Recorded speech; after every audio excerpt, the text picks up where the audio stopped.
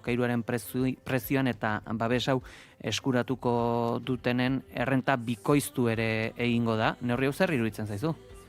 Zehazki bizigune programari dagokion neurri hau nik uste positiboa dela. Horrekin batera beste neurri batzuk ere iragarri dira, ez? Eta planteatu dena da nolabait behar dugula eskutu sozial bat, ez? Gaur Eusko Jaurlaritzak onartuko duena, Gobernu Kontseiluan izango da eskutu sozial bat etxe bizitzaren egoerari eta larrialdiari aurre egiteko. Nik uste kontzeptua bera okerra dela. Berriki aurkeztu da eskutu industrial bat. Eta horrek, zentzu bat izan dezake, ez? Hemen eragile esterno batek, kasu honetan estatu batuek erabaki dute gerra bat hastea ekialde ertainean, horrek ondorio sozioekonomika sortzen ditu gure industriarengan, eta industria babestu egin behar dugu, eskutu bat, ez? Planteatzen da, neurri batzuekin industria babesteko, ez? Baina etxe bizitzaren egoera, gaur hemen Euskal Herrian daukaguna, gure gizartean daukagun egoera hau, ez du hirugarren eragile bate sortu. Etxebitza politika jakin bate sortu, edo nahi bada etxebitza politika baten faltak sortu du egoera hau. Egin behar dena da etxebitza politika bat egin. Egungo etxebitza politika aldatu, eta ez eskutu sozial bat sortu, egin ez den etxebitza politika bate sortu dituen ondorio sozial hain kaltegarrien aurrean nola jendea babesteko, ez? Uste dut, Jaurlaritza oso berandu doala. Nolabait orain implementatzen dira duela 3 urte Espainiako etxebitza legeak ahalbidetzen zituen neurriak, batez ere alokairuak interbenitzeko. Beste kasu askotan etxebitza politika ez da kongruentea, ez dago adostasunik gobernuaren baitan, eta horren ondorioa da, badaukagula, bain zuzen ere, behar ez dugun etxebitza politika bat parkatu, edo etxebitza politika baten falta, ez? Hemen, behar da interbentzio bat, alokairuen prezioa interbenitu behar da, etxebitza hutsak eta etxebitza turistikoak mobilizatu egin behar dira, merkatu batera behar dira, espekulazioari aurre egin bazari, eta batez ere behar duguna da, inbertsio publiko handinai bat, etxebitza parke publiko ahalik eta zabalena sortzeko, ez? Eta zentzurtan oso berandu gazela. Prezioak etengabe ari dira goraka, maksimo historikoetan daude, 2 urte bete dira, gobernua martxan jarri zenetik, eta 2 urte hauetan egoerak okerrera baino ez du egin, ez? Beraz, uste dut, momentua dela beste urratxo batzuk emateko. Horre, ez dakit, aipatu duzu, politika falta hori 2 urte horiek, baina bada baitare, garapen historiko bat, oroimenera eramango bagenu, ez dakit, askotan aipatzen da, garai baten ez ziren lanak orain egiten direla, berandu dela, halakoetan, ere, akaso, etxe bizitza politikek bezalako kontuek beharko lukete oroimena eta oroimenak eskatzen duen bezala egi aldarrikatzea eta arduradunak nortzuk diren ere aipatzea? Zalantzari. Berandu ez etortzeko, berandu ez berandutzeko eta ez hitz egiteko urte horietan halako arazoak geneuzkan. Zalantzari gabe, ez? Nik uste dute politika onaren ezaugarri bat dela, bi ezaugarri uste dut interesantea dela, bat politika publikoen ebaluazioa egitea, ez? Eman dutena, eman ez dutena, evidentzien argitara, ez? Eta evidentzia horiek baliatzea politika publikoak diseinatzeko eta birdiseinatzeko. Eta bigarrena ardura politikoak hartzea. Nik entzuten duanean, Jon Insausti, Donostiako alkatea, esanaz, tasa turistikoa ezarri behar dela uda aurretik, zer pentsatu ematen dit, zer esten esan, EH Bilduren kontra, honek tasa turistikoa planteatu izan duenean, baina ez hain dela 5-6 urte, hain dela 2 urte. Jon Insausti Donostiako zinegotzi izan da, urte luzetan. Beraz, hiri honek izan duen deribaren erantzuretako bada. Eta erantzukizun horiek hartu egin behar dira. Eta hori da politika ona, zalantzari gabe. Etxebitza politikari dagokionez 2015 onartu zen EAen etxebitza legea. Honen garapen reglamentario hasi zen 2021ean, 6 urte galdu ziren. Beraz, evidentea da, ez dela jakin aurre hartzen, aurrikusgarria zen egoera bati, eta egoera gainean izan dugunean ere, larrialdi egoera gainean izan dugunean ere, gaurkoz oraindik ere ez dagoela behar beste ondo definitua zein den egoera honen larritasunari aurre egiteko gai den etxebitza politika. Nik uste dut Denis Itxaso sailburuak imintzio batzuk egite dituela eta nahiko lukeela, bide bat jorratu eta azkarrago joan, baina ez dagoela adostasunik gobernuaren baitan. Eta inkongruentziai, berain arteko inkongruentziak askotan azala azidea azkenengo 2 urteetan. Eta egoera hain da larria, ze ari den fraktura sozial bat sortzen, eskatzen duena etxebizitza politika argia eta handinaia. Sektore publikoaren esku hartze importante batekin. Eta apustu sendo batekin norabide bakarrean. Ez? Eta uste dut, hortik oso urrun dagoela gaur egun ere Eusko Jaurlaritza. Legegintzaldi hasiera honen ekimen bereizgarriak ere izan dira, lanbidarteko gutxieneko soldata propioa, aldarrikatzeko herri ekimen legegilea, ala gutxieneko pentsioen aldarrikepenaren baitako herri ekimen legegilea, igaro dira, hilabete batzuk, hauen ezezkoaz, jakine dugu, orain, EH Bilduren posiziotik, ze puntutan gelditu dira aldarrikapen hauek? Uste dut, aldarrikapenak, bai, lanbidarteko gutxieneko soldatarena, soldata propioena eta bai gutxieneko pensiona, aldarrikapen arrazoizkoak eta justiziazkoa direla. Ez? Eta uste gainera posible direla aldarrikapen horiek hemen gauzatzea. Badaukagula horretarako indar harremanik eta posible direla gure eskumenen baitan eta kasuan eskumen horiek edo falta zaizkigunak lanbidarteko gutxieneko soldata bat ezartzeko adibidez, elkarrekin borrokatzen baditugu eta herri honek, kasu honetan hiru herrialde behar duten burujabetza hori aldarrikatzen badugu modu irmoan, ez? Burujabetza bai baita tresna bat gizarte justuago eta berdinzareagoak eraikitzeko, ez? Sindikatuek proposamen bat egin zuten blokeo baten aurrean, eta blokean ondi dator, patronalak ez duela eseri nahi sindikatuekin, lanbidarteko gutxieneko soldata bat adostera akorde interprofesional baten baitan, ez? Eta sindikatuek egin zuten proposamen horri parlamentuak atea itxi zion, eta zen modutan gainera itxi zion atea, ez? Herri ekimen legi hori tramitera ere ez onartuz. Uste dut hori ikuspegi demokratiko batetik akats larria dela. Akats izugarri larria da, ez? Horren ematen den mezua gizarteari uste dut oso kaltegarria dela.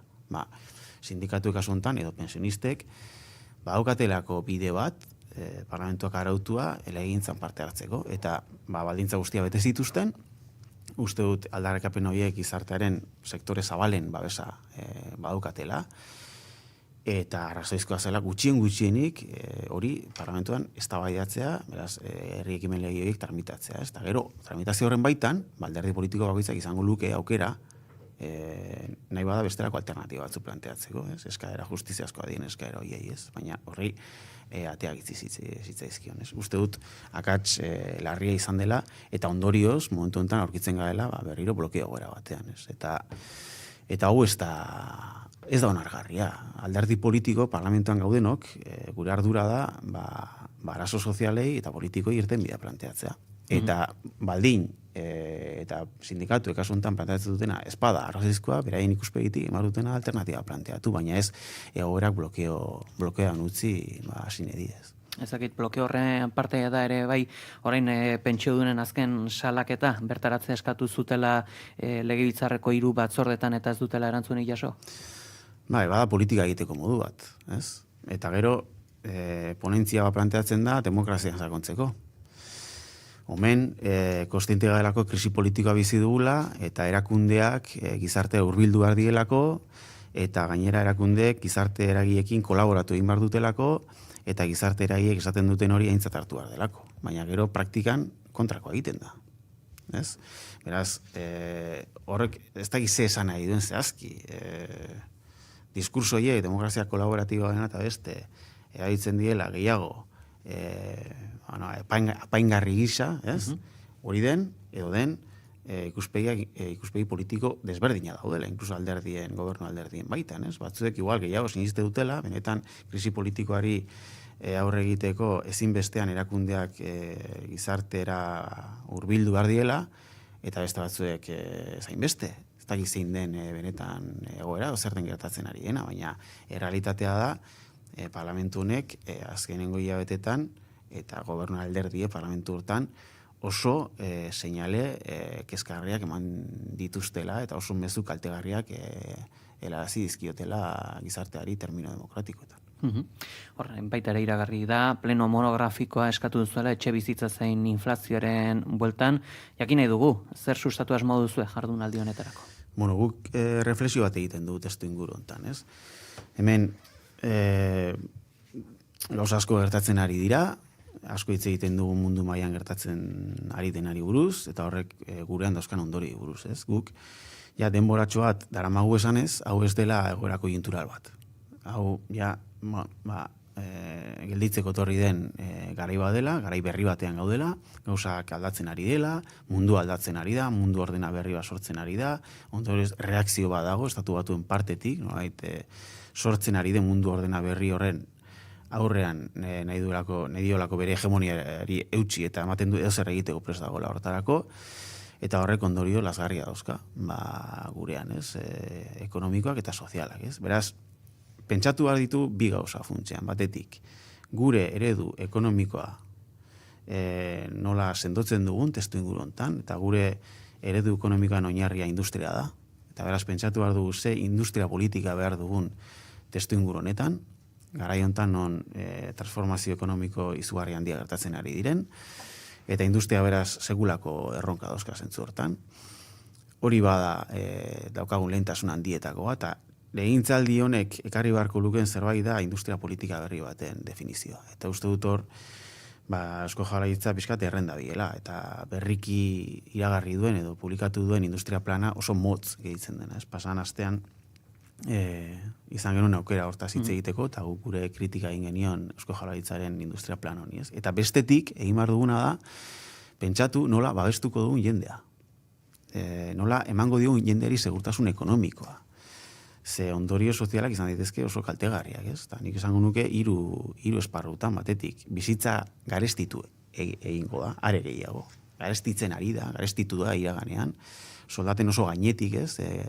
Ibili da inflazioa, eta horrekarri du jendearen pobretzea, baina pobretze hori gehiago nozitze dute errenta basueneko gizarte taldeek, ez? Beraz, injustizian sakontzeko arriskua dakar bizitzaren garestitzeak, ez? Eta erregaien prezioaren garestitzearen ondorioz, bizitzaren garestitzeak ari inpaktu handiago izan dezake hurrengo hilabetetan. Beraz, ze neurri hartu ditzakegu guk hiru herrialde hauetan, hemen eta orain, bizitzaren garestitzeari aurre egiteko. Hori bada, zerbait, pentsatu behar dena eta serioski pentsatu behar dena. Ze politika publiko garatu ditzakegu zentzu hortan, enpleguari dagokienez, garraio publikoari dagokienez, eta bar, ez? Bigarren, nola blindatuko ditugun zerbitzu publikoak. Ze jendeari segurtasun vitala, bizi segurtasuna emateko, gauza importantetakoa da, zerbitzu publiko kalitatezkoak bermatzea. Eta zerbitzu publikoen kalitatea ez dago bermatuta, datozen garaietan, beste aldaketa soziodemografikoen ondorioz. Hezkuntzan, gizarte zerbitzu dagokionez, osasungintzari dagokionez, eta abar. Hori bada, mahai gainean jarri beharreko beste eztabaida handietako bat. Eta hirugarrena da, badaude bi krisi, momentu honetan arrakala soziala sortzen ari dena. Bat etxebitza krisia da, nabarmen. Hori da momentu honetan gizarte austura eragiten ari den faktore handietako bat. Hemen ekonomia rentista bat indartzen ari da, horrek gizarte desberdintasunak areagotu egiten ditu, eta bigarrena da zaintzaren krisia. Hemen kontratu sozial berri bat sortzea baldin bagoaz, badago galdera bat oraindik erantzunik ez daukana, ez, politikaren partetik. Eta da, nork zaintzen du, eta nola zaintzen da. Eta hori, pentsatu egin behar da. Eta hortan asko daukagu jokoan, ez. Zaintzak ezin dira emakumeen bizkar gainean gelditu, inolaz ere, zaintzak duindu egin behar dira, eta pentsatu behar da hori nola egingo dugun. Beraz, uste dugu hemen ariketa importante bat egin behar dela. Eta hau ez da egita koiuntural bat, hau ez da eskutu sozial baten pizkal logika. Hau da, pentsatzea, garai berri hontan, ziklo ekonomiko berri hontan, herri honek, kasu hontan, hiru herrialdeek, ze gutxieneko politika publiko definitu behar dituzten jendearen segurtasuna bermatzeko. Garai batean, non segurtasun hori ez baian egon daiteken alde askotatik. Ez? Garai, konbulsoa biziko ditugu, austura gertatuko dira, mota askotako disrupzioa gertatu daitezke, eta zingara hemen ibili, aldian eskutuak, ez, planteatzen eta gora koiunturalei aurre egiten. Honek, sakoneko ariketa behar du, beste politika publiko batzun birdefinizioa ekarri beharko duena, eta baita ere, gastu publikoaren reordenazio bat. Horraitik uste du, ideia interesantea dela, ekainean, pleno monografiko bat egita parlamentuan ariketa sendo egiteko, urrengo urteko aurrekontuak diseinatzen hasi orduko. Beste beste ariketa horrek balio dezan, hain zuzen ere, esan bezala, gastu publikoa ordenatzeko hurrengo urteari begira. Ezakite, hemen izan zinen azken aldian izan ote zen, baina gogoan dut, ezakite, liberalismoaz edo kapitalismoa aipatu genuela, eta aipatu genuena izan zen, hau hautsi egin zela, lertu egin zela, ezakite gogoan duzun, baina agian akaso ikusita esparru ezberdin hauetako arazo eta behar izan hauek gakoa litzatekena, labur azalduta litzateke ekonomia planifikatuago baterantz pausoak ematea? Bueno, hemen nik uste dut bi gauza gertatzen ari dela, ez bat aipatu dut, ez? Mundu ordenari edo erreparatzen badiegu, hemen transizio batean gaude, eta ematen dut transizio hori azeleratzen ari dela, ez? Gatoz garai batetik, non estatu batu izan duten hegemonia, esaten da mundu multilateral baten bizi izan garela, baina hori erdizka da egia, ez? Multilaterala izan da mundu hori, baina baldintza jakinetan, estatu batuen hegemonia erabateko baten menpe onda, ez? Multilateralismo hori, ez? Beste beto eskubidekin eta estatu batuen baita ere bortxasko ekintzekin orden hori hortan bere hegemonia hori mantendu alizateko, ez? Beraz, hori ez baian jarri daiteke. Baina, bueno, egon da mundu bat, jokarau batzuekin, eta mundu ordena horren ezaugarri handitako bat izan da, hor egon den azpiegitura teknofosila izan dela nolabait, mundu hori ezaugarritu duena, ez? Eta badator mundu ordena berri bat, eta beste transizio horren ezaugarri handietakoa da azpiegitura ekonomiko eta energetiko berri bat sortzen ari dela. Hau da, azpiegitura teknofosil horrek badauka alternatiba bat dena, inkluso merkeagoa. Baina merkeagoa izateaz gain, aldaketa funtseskoa da, karrena. Osea, energia berriztagarriak koitzi daitezke lekuan leku, modu banatuagoan. Ondorioz horrek, egungo munduan, edo orain arteko munduan indarrean egon diren botere harremanen eraldaketa handi bat dakar, ez? Eta aukera berriak ere bai, ekonomia demokratizatzeko eta ondorioz gizarteak ere demokratizatzeko.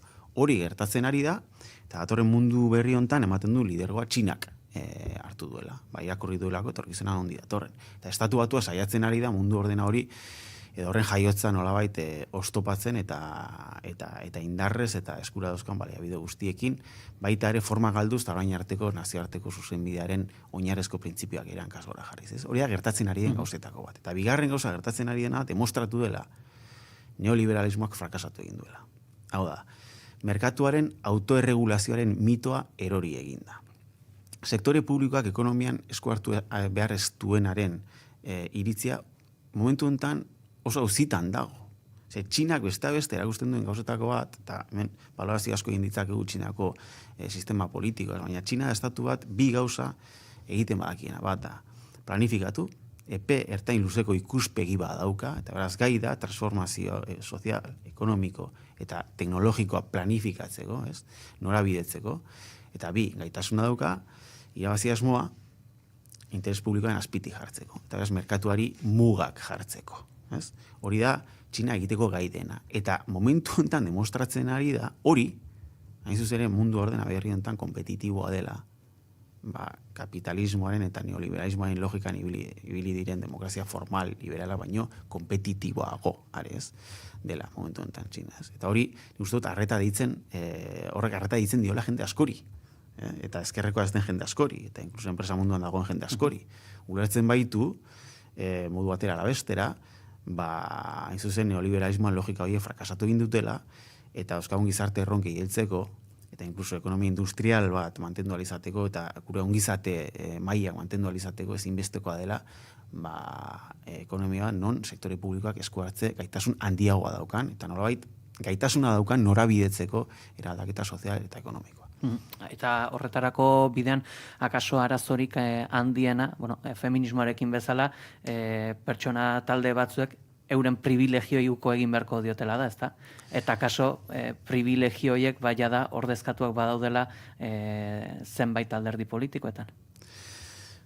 Bai, eta hori baino gehiago ere, bai. Uste dute, eta ja, lurrartuko du noraiteako politika gintzan, ez? Uste dute hemen, badaude alderdi batzuk, EJ eta PS, 40 urte amatzatena gobernuan, nolabait saiatzen agina kokatzen mundu hontan, ez? Aldaketa izugarri azkar batean dagoen mundu hontan, eta zaitasun handiekin ari direla, ez? Testu inguruetan kokatzen, ez? Eta nik uste dut momentu honek gu demokrazia formal bagara, ezta? Eta hemen, hasteko gu politikoki liberala gara, esan pluralitate politikoaren, pluraltasun politikoaren aldekoa gara. Gu ez du alderdi bakarreko erregimeneko sistema politikorik nahi Euskal Herriaren hori esan gabe doa, baina esan nahi dut Txinari buruz aritu naiz, norbait igual pentsatzen ari dalako titular, ez?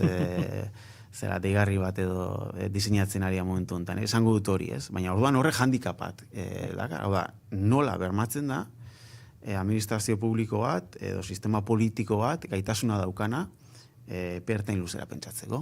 Eta hemengo alderdi sistemak eta hemengo aliantza politika daukan defizit handiena hori da.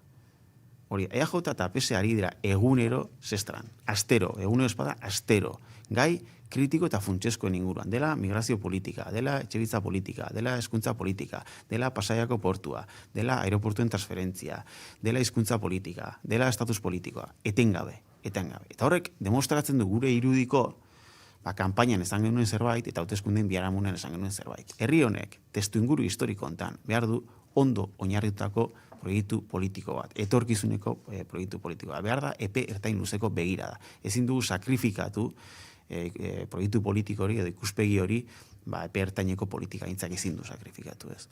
Eta aliantza politika hau da, konvenientziazko aliantza politika bat. Eta beraien artean dago nexo komuna zer da, gobernuetan egon behar du. Gobernuetan egotea helburua eta bere baitan. Eta horrekin ematen gaitu, ontara, ez? Biharamunean, ez gauda doz, gauz askotan, eta eako politika gintza oso lastatua alderdien arteko zestra hauengatik, eta beraz horrek ekidin egiten du goi mailako politika gintza bat, herri honi gai dena eskintzeko proiektu bat epe ertain luzera, segurtasuna emango diona, estabilidadea emango diona. Estabilidadea zentzu honean, ez? Zaten da, hemen aliantza politika honek gehiengo hauek estabilidade ematen dietela sistema politikoa, nik uste dut justu kontrara, desestabilizazio erabateko batean gaudela, ez? Eta politika publiko funtseskoetan gobernu alderdiak zestran ikustea astero, horrek desestabilizatu egiten duela herri hau, eta ezin du egiten duela behar dugun politika gintza. Aipaturiko hoietako elementu bat esan duzuna, estatusaren egoera. Une honetan, ze puntutan dago estatus berriaren inguruan, EAJ eta EHB-darekin, eta EAJ zein PSrekin dauden negoziaketak? Ari gara negoziatzen, nik ulertzen dut, kanpotik ikusita, irudizakela hau dela bukaerak ez duen, lako zera baten gaudela, prozesu baten gaudela, baina ariketa konplexua da, eta ariketa goi mailako ariketa da, hau da, ze gaitasun politiko behar dituen, herri honek, kasuntan hiru herrialdeek, ze harreman estatuarekin, ze berme sistema aipatutako garai hontan, ulertuz, gizarte aldatu dela, kulturalki, sozialki, ekonomikoki are gehiago aldatuko dela, erronkak izugarri handia direla, eta mundu berri batean, aurkituko garela hurrengo urteetan, hori ariketa konplexua da. Eta gainera, nahi baldin bada, esandoko pixkat logikan, tradizio politiko ezberdinen artean, adostu, hau, eta hemen ari gara PS, AJ eta EH Bildutaz, horrek biztagan denez ariketa konplexua da, urtea daramatzago horrela, gutxien, eta urruna joan gabe, Ibarretxe lehendakariaren estatutu proposamenetik ona, irazen bat urte igaro diren, eta ez dugu lortu, orain arte ariketa bebasterik, nik esango nuke, orain aukera erreal baten aurrean gaudela, eta lan serio bat egiten ari dela, Nik hau lotuko nuke esandako horrekin, nola kokatzen gara gaietan, herri gisa, eta nik hemen ikuste ditut EAJaren partetik bi logika nahiko kontraesankor. Gaur bertan, Eusko Jaurlaritza gobernuak egingo du prensarrekoa karton hotelean. Agirre lehendakariaren espiritua birgoraziko du.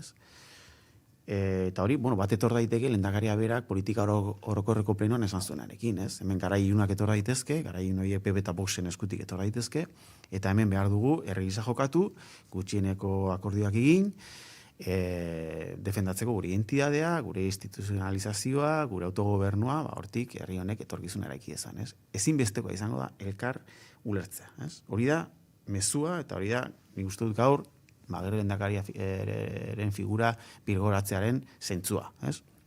Baina igandean entzun genuen Aitor Esteban esanez, bera desio duela PP eta PSOEren arteko elkar ulertze bat, ez? Nolabait, Felipe González tandarren parametrotan kokatzen da Aitor Esteban, ez? Ulertzen du, PP ez dela mehatxu bat, zentzu hortan, Vox dela mehatxua, ez?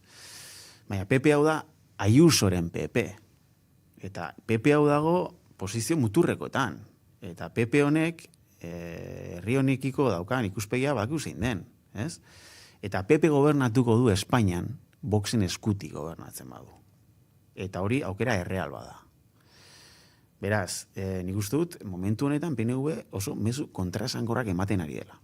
Eta hau, niri deigarria egiten zait, uste dut kezkatzekoa dela, halako momentu baten oso garbi izan behar da. Oso garbi izan behar du batek non dagoen eta zer den herri honi eskaintzen ari zaiona. Eta zer den herri honi esaten ari zaiona. Zer den euskal gizarteari esaten ari zaiona.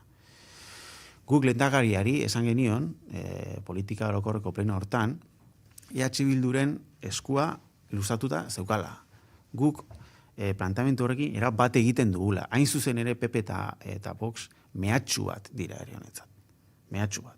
Geroztu duna balio da PPrekin gauzak adostea. Ez? Ze hurrengo hauteskunde foral eta lokaletan biharamunean zer gertatuko da Gipuzkoan, zer gertatuko da Araban, zer gertatuko da Gasteizen. Berriro egingo dira gobernua PPen eskutik. Hori da badirudia Aitor Esteban sugeritzen ari dela, ez? PPrekin bide bat urratu behar dela, ez? Baina lehendakaria ematen ari den mezua omen beste bada. Odan, nik uste dut aklaratu egin behar dela, PNV, eta mezu argi bat eman behar dela euskal gizarteari, ez? Momentu honetan.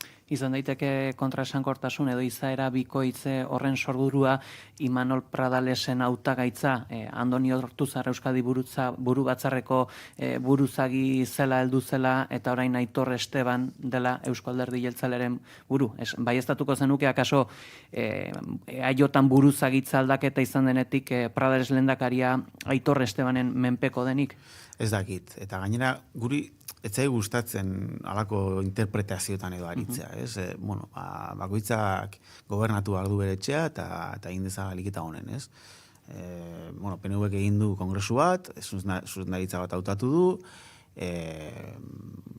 karrera elektoral bat prestatzen ari da, beraz, PNV badauka zuzendaritza bat, badauka proiektu bat. Gobernu bat osatu zen, koalizio gobernu bat, eta bakarra dago. Ez duena balio da, gero, gobernuko alderdi bakoitzak nork bere kauz jokatzea eta bakoitzak bere egitea berak egiten duena, bere saietan, eta besteak egiten duenen ardura ezartzea. Ez gobernua bat eta bakarra da, Eusko Jaurlaritzan. Gobernua bat eta bakarra da Donostiako udalean, eta gobernua bat eta bakarra da foru aldundi bakoitzean.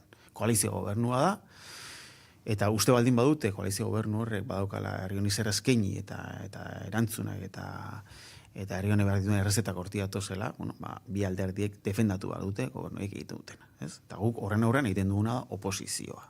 Oposizioa egiteaz gain esaten dieguna da, aizuek.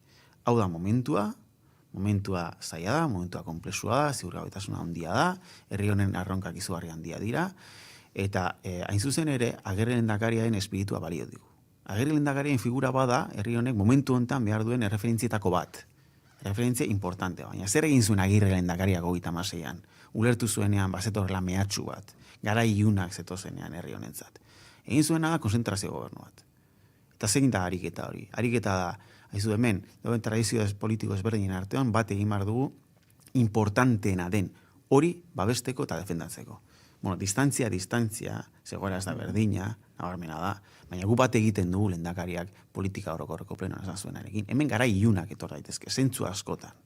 Eta mehatxu handietakoa bada ultraeskuinaren gorakada. Eta hori mehatxu erreal bada, hilabete gutxitan etor daitekena PP eta Voxen eskutik. Hori horrela baldin bada. Orain togatzen dena da, Agirre lehendakariaren espiritu hori praktika politikoa eramatea. Eta horrek esan nahi du, legebiltzarrean dauden gehiengo politikoak baliatu behar dira. Eta hori bada lehendakari honek bere eskura daukan zerbait. Eta gehiengo politiko hoiek baliatuz, hasi daiteke akordio sendoak egiten, herri hau abesteko, herri honi etorkizuna emateko, eta herri honek behar dituen politika publikoak egiteko. Eta besteak beste, herri honek, 3 herrialde hauetan, kasuan, behar duen estatus politiko horren alde, bere kapital politikoa areskatzeko. Batasun guzti horietan eta negoziatu beharreko horietan ere, bestelako adibide bat bada, mai gainean dena enplegu publikoaren legea, proposamen berria helarazi zenuten iraganden astean, jakin nahi dugu, ea zertan ezberdintzen den hau aurrekotik eta ea jada erantzunen bat jasote duzuen. Bueno, guk egin duguna da orain da, zehaztu garaian egin genuen planteamentua. Zehaztapen hori, erabat koherentea da, guk planteatzen genituen 3 printzipioekin, ez? Lehena, hizkuntza eskubideak oinarrezko eskubidea dira, giza eskubidea dira, nazioarteko araubideak hala definitze ditu, eta beraz, errespetatu egin behar dira. Bigarrena, hemen 3 herrialdeotan 2 hizkuntza ofizial daude, eta 2 hizkuntza horien artean, berdintasun efektibo bat existitu da. Eta 3. Hori horrela izanik, orain, planifikazioan, hizkuntza politikan, izan gaitezen pragmatikoak, izan gaitezen empatikoak euskara ez dakin jendearekin. Ze jende hori euskara eman egin behar diogu. Euskara ikastea eskubide bat baita. Ez soilik migranten kasuan, hemen gauza paradogikoa gertatzen ari da, orain, migrantei residentzia baimena emateko, Euskal Jaurlaritzak ontza jotzen du migrantei euskarekiko konpromiso bat exigitzea. Koratu dezagun, residentzia baimena oinarrezko eskubidei dagoela txikia, osasungintza izateko aukerari, gutxieneko, ez? Baldintza materialen sarbide esan nahi duela residentzia baimenak, ez? Aldiz, enplegu publiko baterako sarbidean, hizkuntza eskakizunak egon behar diren, eta nola moaren hori zalantzan jartzen dugu. Hor badago, eskizofrenia moduko bat, ez? Eta kontuz, ibil gaitezke, 2 mailatako herritarrak planteatzen, ez? Batzuek gauza batzuk eskatzen daizkie, obligazio batzuk, eta beste batzuk, nola da hori, ez? Beraz, 3 printzipio egin gainean egin duguna da, zehaztu proposamena. Eta sindikatu guztiek helarazi dugu proposamena, alderdi guztiek badaukate, eta uste dugu dela planteamendu bat, ez dagoena pentsatua EH Bilduren proiektuarekin leial izateari begira, inbeste, baizik, eta tradizio desberdinen artean, hau da, PSE, Sumar, PNV eta EH Bilduren artean adostu daiteken zerbait dela, hau da, adosgune bat uste du ari gaela definitzen planteamendu honekin, ez? Eta funtsean da, hemen erreferentzia bat egon bar da, ez? Plaza elebidun horiek zenbatekoa izan behar diren, porzentajea zenbatekoa izan behar, ez? Ziurtatzen diren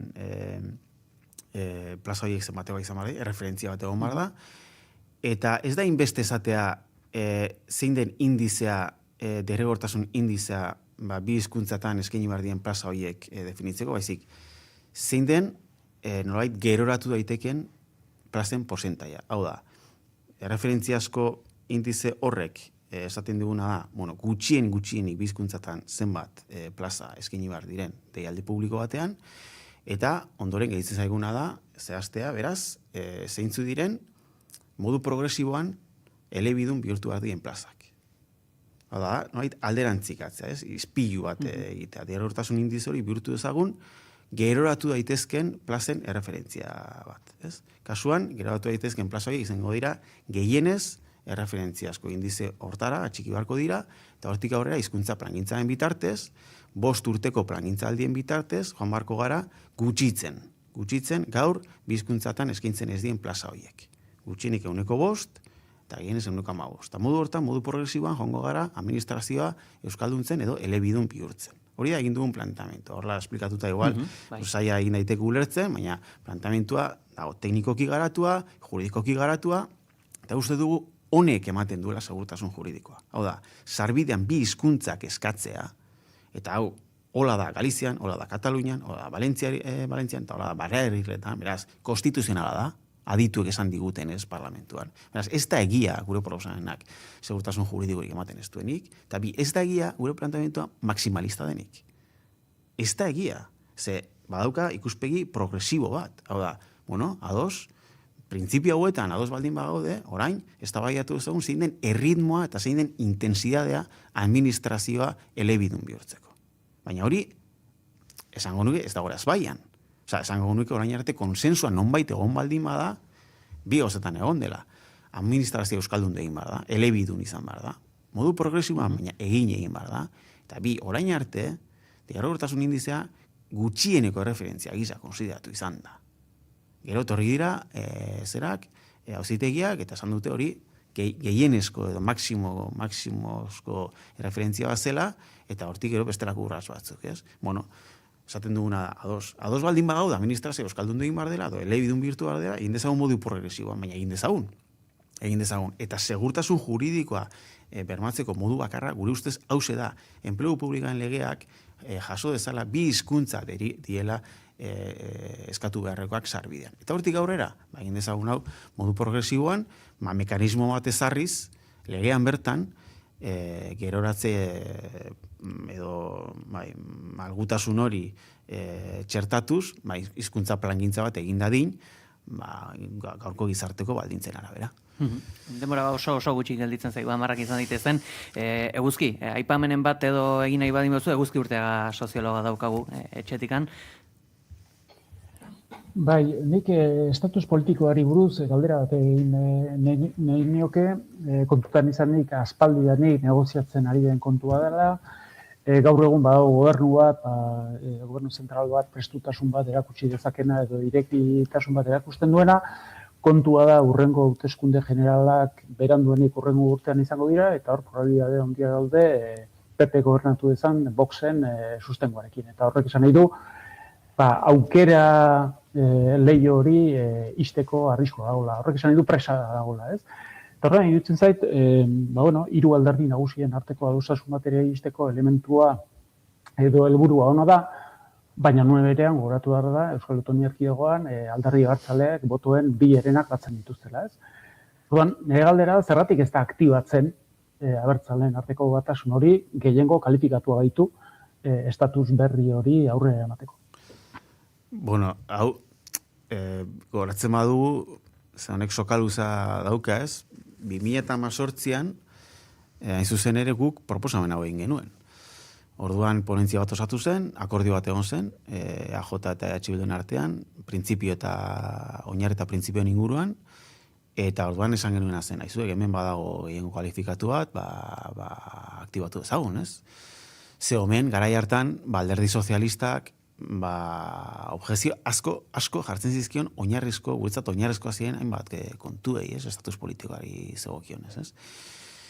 Ondoren, adituen batzorde bat osatu zen, eta PS eta PNV egin zuten nolabaiteko akordioa, nolabaiteko adio, ze hori ez zuten eraman artikulatu batera, berain artean ere ez zeudelako ados, baina funtsan gertatu zena izan zen, PNV aldendu zela, EH Bildukin zegoen akordio horretatik, oinarri eta printzipioen arteko akordio horretatik, eta adituek egin zuten ariketa tekniko bat omen, ez? Baina ariketa tekniko horren emaitza izan zen, PNVek erabaki zuela, ez zela momentua gehiengo hori aktibatzeko, ez? Nik uste aldatu da gauza bat, eta aldaketa ez datu orain beste hemengo alderdi sozialistaren partetik, baizik, eta hemen aldagai funtsezkotakoa da Sánchezen gobernua. Bera, Sánchezek hartu zuelako konpromiso bat, eragintzaldi honen abiaburuan, guk besteak beste posible egin genuen aukera hau edo Sánchezen beste legintzaldi bat, hain zuzen ere konpromiso horren truke, ez? Eta da, estatuaren izaera plurinazionala aitortu behar zela, eta eztabaida hori bide eman behar zitzaila. Eta horrek eskenatoki berri bat irekitzen du guri dagokigunez, edo gure ariketari dagokionez, ez? Uste du PSE kokatu dela hor, kokatu da, aldez edo moldez, gogo gehiagorkin, gutxiagorekin, berdi zait, berriro ez gara sartuko beste alderdien posizioen inguruko alako balorazioetan, baina kokatu da, eta beraz aukera baten aurrera gaude. Eta nik uste bai merezi duela testu inguru hontan tradizio politiko ezberdinen artean egitearik eta besteak beste PP eta Vox baldin badatoz eta bai gai baldin bagara hauteskunden aurretik adosteko estatus politiko bat. Hariko garelako definitzen zer den mehatxu horren aurrean defendatu behar duguna elkarrekin, herri gisa, ez? Uste dut ariketa hau importantea dela baldin eta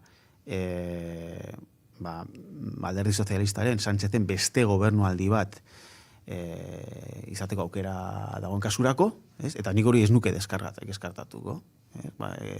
Ematen du PP eta Voxen gehiengoa inevitablea dela, baina hemen gauza asko gertatzen ari dira, eta ez dakigu urtebete barru ze egoratan egongo garen. Beraz, posible da, aukera lehionek izatea beste legintzaldi bat, eta kasu hortan ariketa da izango litzateke nola implementatzen dugun, ez? Akordio hori, eta horre dakarren prozesu formal hori nora ematen den bururaino, baina PP eta Vox baldin badatoz, estatus politiko horren inguruko akordio politikoa izango da, behar dugun erreferentzia politikoa, defendatzeko herri hau, herri honen burujabetza, herri honen izaera, herri honen identitatea, herri honen eskubide, herritarren eskubide sozialak eta politikoak, eta beraz aurre egiteko ultraeskuinaren mehatxu horri. Demora gainera etorri zaigu, Pello Txandiano, EH Bilduko legebiltzarkidea eta posizio burua, eskerrik asko gizonetan gurean izateagatik. Mi esker, hurrengo arte. Eskerrak baitare, Mikel Urdangarin eta Guzki Urteaga, nahi duzen arte. Berdin. Esker.